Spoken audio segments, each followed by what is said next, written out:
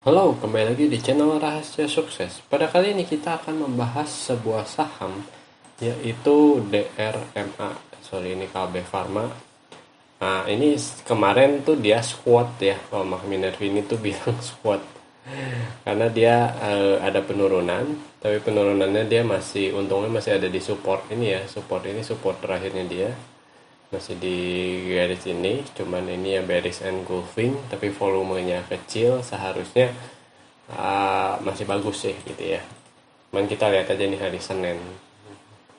Pikirnya bakal breakout attempt langsung gitu ya. Kita lihat saja langsung si Dharma Polymetal. Dharma Polymetal ini baru IPO dan dia akhirnya mencapai si ini ya. Resisten tertingginya dia di sini, di sini. Nah, ini tuh udah sempet breakout attempt tapi ya turun lagi gitu ya. Cuman nanti akan diuji lagi nih di 715. Kemarin sempat masuk di sini ya. Kayaknya sempat masuk di sini deh.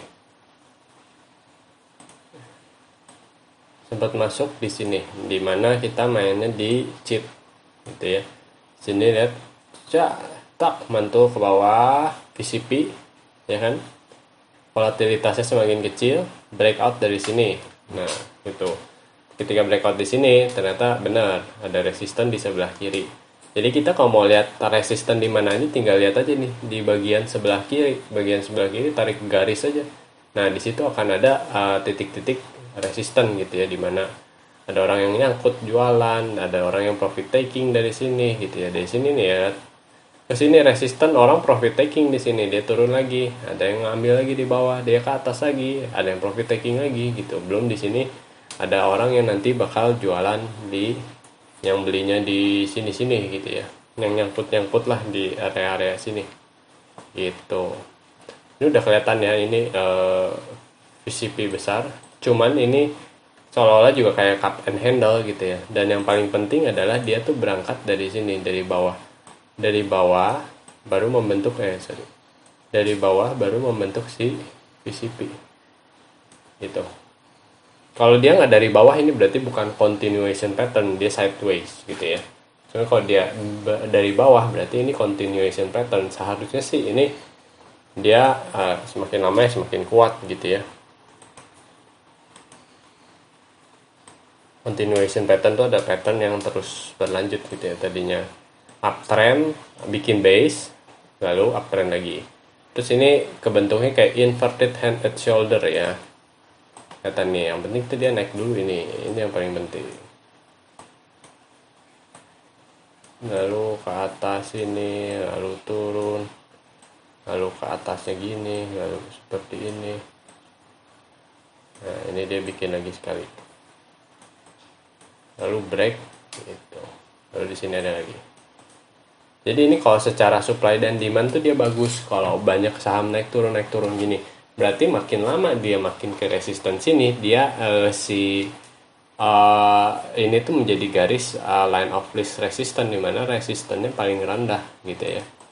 Dan kalau kita lihat pun terakhir, ya ini kan ada supply di sebelah kiri. Kita tunggu konfirmasi. Sebenarnya ya konfirmasi ya mungkin paling gampang sih kalau saya dari volume gitu ya.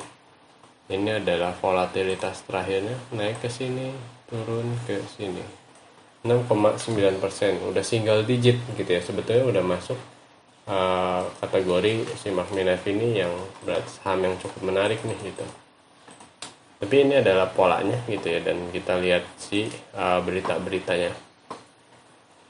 Dharma Polymetal, nah tuh, dia berhasil break resistance, tapi ini pas zaman kemarin tuh lihat, ini pun dia ada gambar resisten di sini tuh ya. Nah berarti ya akhirnya ke resisten selanjutnya gitu, analisanya begitu. Tapi ini dia dibantu dengan MACD bergerak naik katanya gitu ya. Lalu 10 emiten terbahat dividen, tambah modal anak usaha, alokasikan 40% laba bersih untuk dividen. Berarti bagus ya, investor friendly gitu ya, dia bagi-bagi dividen. Dan belanja modalnya Cuman yang negatifnya dia belanja modalnya berarti 60% gitu ya laba ditahannya. Kalau laba ditahannya 60% ya berarti yang jadi misalkan laba bertahan jadi modal, terus ada belanja modal capital expenditure gitu. Capital expenditure itu biasanya buat ekspansi perusahaan, nambah mesin, nambah cabang kayak gitu-gitu. Baru IPO 4 bulan tuh langsung tebar dividen.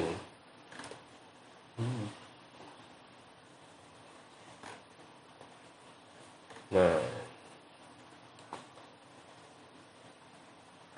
ini masuk ke laba bersih. Ada Astra Internasional di Dharma Polymetal. Oke, ini baru tahu nih. Biasanya kalau yang polymetal gini banyak hubungan dengan otomotif ya. Cuma nggak tahu nih. Masih belum nah ini dia tuh siapkan capex 353 miliar tahun ini, incar kinerja double digit. Sebetulnya bagus ya kalau ada capex ini, cuman kalau terlalu besar kayak perusahaan konstruksi gitu ya, bahkan capexnya jauh gede dari modalnya, ya itu nggak sehat. Tapi kan kalau yang kayak gini kan, nah capexnya tuh dia hasil dari laba usaha terus dikembangkan ya, jadi digedein lagi perusahaannya, digedein lagi perusahaannya. Nah,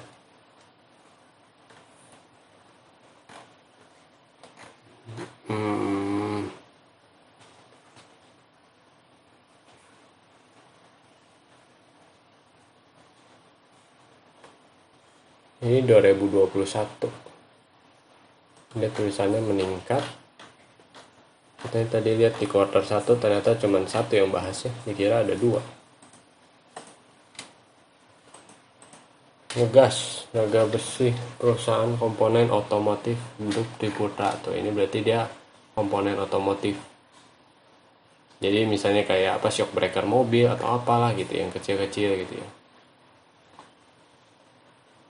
Presiden.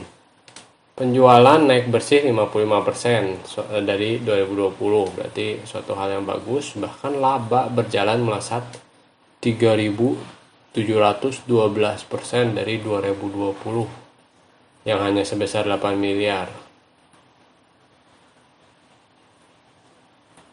Laba serta laba bersih melonjak 1.400, laba tahun berjalan dan laba bersih. Oke. Berarti ya ini sangat-sangat menarik sih ya gitu ya, dia perusahaan yang sedang bertumbuh dahsyat gitu, mungkin karena perusahaannya baru, terus misalnya tadinya dia misalnya ya gitu ya, dia nah ini nih yang kayak gini-gini, produknya awalnya misalnya dia atau enggak misalnya cukup bikin misalnya ya tadinya gitu ya di satu unit mobil Avanza gitu, sekarang dia di tahun ini dia dipercaya si Toyotanya bikin Avanza dan Fortuner ya Toyota Rush juga gitu ya, pokoknya geng-geng itu. Jadi jumlah mobilnya makin banyak, akhirnya omsetnya bisa meningkat tinggi gitu. Nah yang kayak gini nih yang bisa cukup menarik. Astra Honda Motor, oh dia ini ya komponennya motor. Astra Daihatsu Motor ya ini mobil Daihatsu. Oh berarti dia paling banyak ini komponen otomotifnya tuh komponen otomotif motor gitu. Terus ini diikuti ada mobilnya juga. Oh, dia ngambil pasar tadinya misalnya harus impor komponennya di Jepang, dia bikin di Indonesia seperti ini.